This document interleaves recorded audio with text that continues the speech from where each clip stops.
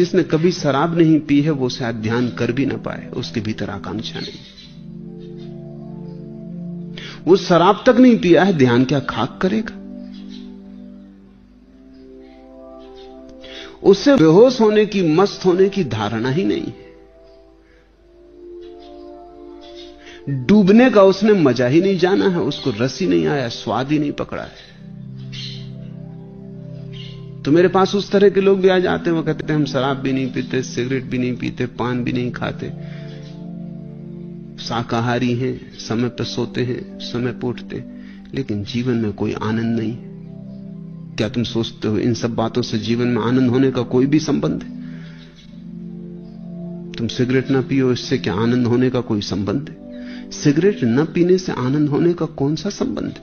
किस मूढ़ ने तुम्हें समझाया कि तुम सुबह ठीक रोज समय पर उठाते हो, इससे